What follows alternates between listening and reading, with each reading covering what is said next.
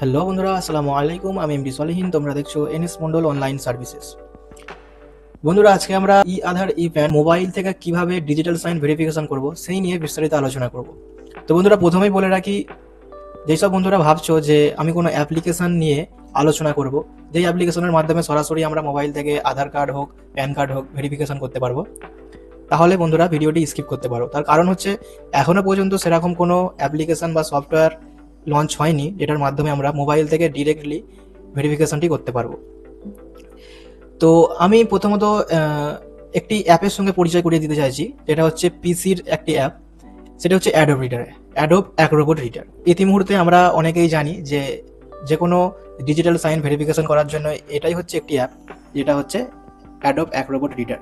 এছাড়া আমরা যদি গুগল ক্রোম থেকে, ফায়ারফক্স থেকে, যে কোনো অ্যানাদার অ্যাপ্লিকেশন থেকে যদি আমরা ওপেন করি ফাইলটি, তাহলে কিন্তু আমরা ভেরিফিকেশন করতে পারবো না।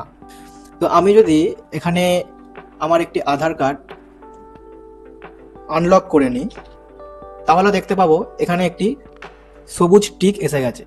কিন্তু বন্ধুরা, সেম ডকুমেন্টসই আমি যদি ক্রোম থেকে ওপেন করি, তাহলে কিন্তু আমরা সেই গ্রিন টিকটি আমরা দেখতে পারবো না। এখানে দেখতে পারবো একটা জিজ্ঞাসা চিহ্ন রয়েছে। তো বন্ধুরা, এখন ব্যাপার হচ্ছে আমাদের কাছে অনেক সময় অনেক কাস্টমার আসে এবং কাস্টমার এসে বলে কি যে অনলাইন থেকে ই প্যান কার্ড অথবা ই আধার কার্ড বার করে ডাউনলোড করে সেটা হোয়াটসঅ্যাপে সেন্ড করতে। এবং হোয়াটসঅ্যাপে সেন্ড করার পর যখন তার ফোন থেকে ওপেন করে ফাইলটি, তখন কিন্তু বন্ধুরা এই গ্রিন টিকটা আর আসে না, জিজ্ঞাসা চিহ্ন চলে আসে।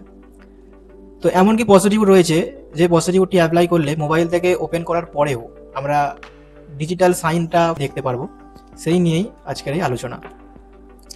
তো প্রথমত আমরা আমাদের যে অ্যাক্রোবট রিডার আছে, সেই অ্যাক্রোবট রিডার দিয়ে আমরা ওপেন করে নেব। ওপেন করার পর অনেকে বলে কি যে এই সিগনেচার ভ্যালিডটাকে এখানে ক্রপ করে কেটে ওয়ার্ডে নিয়ে গিয়ে পুরো আধার কার্ডটা আপলোড করে এখানে বসিয়ে দিতে। কিন্তু বন্ধুরা, এত কিছু করার কোনো প্রয়োজন নেই। আমরা জাস্ট কন্ট্রোল পি ক্লিক করব। আমরা সকলে জানি প্রিন্টের শর্টকাট হচ্ছে কন্ট্রোল পি। তো কন্ট্রোল পি ক্লিক করার পর আমরা এখানে আমাদের যে প্রিন্টার আমাদের পিসির সঙ্গে কানেক্ট রয়েছে, সেই প্রিন্টারটা এখানে শো হবে। তো আমরা এখানে অ্যারোতে ক্লিক করে দেব। অ্যারোতে ক্লিক করার পর এখানে একটি অপশান আমরা পেয়ে যাব, মাইক্রোসফট প্রিন্ট টু পিডিএফ। এই অপশানের উপর আমরা ক্লিক করে দেব। এই অপশানের উপর ক্লিক করার পর যখনই আমরা প্রিন্টের উপর ক্লিক করে দেব, সঙ্গে সঙ্গে একটি ফাইল নেম দিতে বলা হবে। তো আমি এখানে জাস্ট আধার লিখে দিলাম এবং এখানে আমাদের পার্টিশন চয়েস করতে হবে, কোন পার্টিশনের মধ্যে আমরা সেভ নেব ফাইলটা। তো আমি ডেস্কটপ ক্লিক করে দিলাম। ডেস্কটপ ক্লিক করার পর আমরা সেভের উপরে জাস্ট ক্লিক করে দিলাম। সেভ হয়ে গেল ফাইলটি। সেভ হয়ে যাওয়ার পর এখন আমি এই ফাইলটাকে যে কোনো রিডার অথবা যে কোনো ব্রাউজার দিয়ে যদি ওপেন করি, তাহলে কিন্তু আমি দেখতে পাবো যে অলরেডি টিক হয়ে রয়েছে। তো বন্ধুরা, এইভাবে খুব সহজে আমরা এটা লাইফ টাইমের জন্য আমরা গ্রিন টিক বসিয়ে নিতে পারবো অথবা ডিজিটাল সাইন করিয়ে নিতে পারবো।